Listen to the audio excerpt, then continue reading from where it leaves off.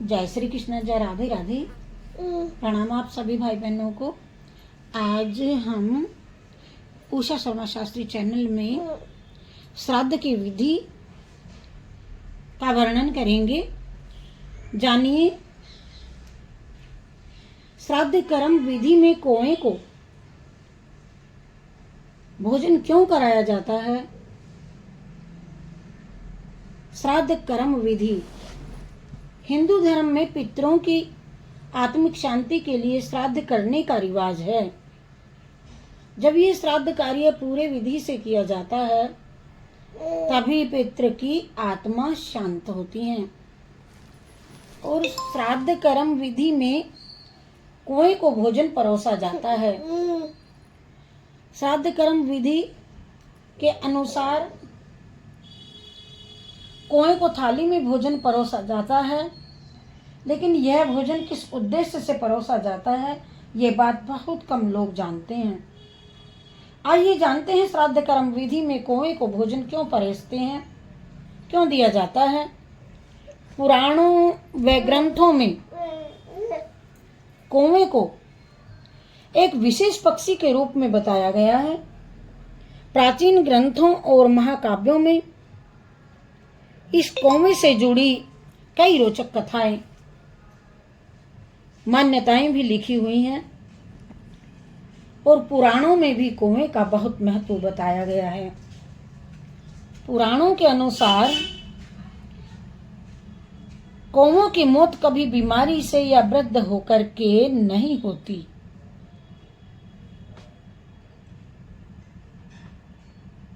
और कौए की मौत हमेशा आकस्मिक ही होती है। और जब एक कौवा मरता है तो उस दिन उस कौवे के साथी खाना छोड़ देते हैं, अर्थात वे खाते नहीं हैं।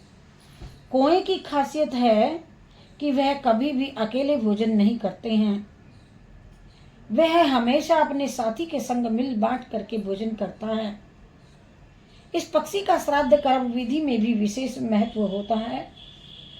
श्राद्ध में घर में बने सारे भोजन और पकवान निकाल करके एक थाली में रख करके इस कौवे को परोसे जाते हैं। श्राद्ध में मान्यता अनुसार यह पक्षी यमराज का दूत होता है, जो श्राद्ध में आकर के अन्न की थाली देख करके यमलोक जाकर के हमारे पितृ को श्राद्ध में परोसे गए भोजन की मात्रा और खाने की वस्तु को दे करके और देख करके हमारे जीवन की आर्थिक स्थिति और संपन्नता को यह बतलाता है। जिसको जानकर पितृ को भी संतुष्टि होती है और उनकी आत्मा को शांति मिलती है। अपने वंशज के खान पान देख करके पितृ को वर्तमान पीढ़ी के सुखी जीवन का आभास होता है और जिसको सुन करके पितृ संतुष्ट और खुश होते हैं। इसीलिए श्राद्ध कर्म विधि में कौए को भोजन दिया जाता है। कौए को अतिथि आगमन का सूचक और पितरों का आश्रम स्थल माना जाता है। कौवा मुंडेरी पर बोलता है तो शुभ लक्षण माने जाते हैं। आज कोई अतिथि आएगा। पुराणों की यह एक कथा के अनुसार इस पक्षी ने अमृत का स्वाद चख लिया। इस पक्षी ने अमृत का स्वाद चख लिया था, इसलिए मान्यता के अनुसार इस पक्षी की कभी स्वाभाविक मृत्यु नहीं होती। कोई बीमारी एवं वृद्धावस्था से भी इसकी मौत नहीं होती। इसकी मृत्यु आकस्मिक रूप से ही होती है। जिस दिन किसी कौए की मृत्यु हो जाती है उस दिन इसका कोई साथी कभी भी भोजन नहीं करता। कौवा अकेले में भी भोजन कभी नहीं करता, वह किसी साथी के साथ ही मिल बांट करके भोजन करता है। कौए की योग्यता, कौवा लगभग 20 इंच लंबा गहरे काले रंग का पक्षी है और यह गहरे रंग का पक्षी है जिससे नर और मादा एक ही जैसे होते हैं। कौवा बगैर थके मीलों कई मील तक उड़ जाता है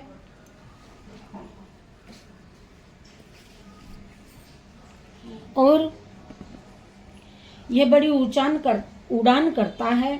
कुएं को भविष्य में घटने वाली घटनाओं का पहले से ही आभास हो जाता है। पितरों का आश्रय स्थल श्राद्ध पक्ष में कुएं का बहुत महत्व माना गया है। इस पक्ष में कौमों को भोजन कराना अर्थात अपने पितरों को भोजन कराना माना गया है। शास्त्रों के अनुसार कोई भी क्षमतावान आत्मा कुएं के शरीर में स्थित होकर विचरण कर सकती है। कुएं को भोजन कराने का लाभ भादो महीने के 16 दिन कुआं हर घर की छत का मेहमान होता है और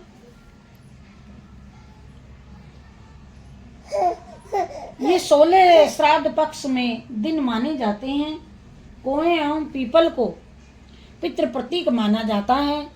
इन दिनों कुएं को खाना खिला करके एवं पीपल को पानी पिला करके पितरों को तृप्त किया जाता है। विष्णु पुराण में श्राद्ध पक्ष में भक्ति और विनम्रता तथा से यथाशक्ति भोजन कराने की बात कही गई है।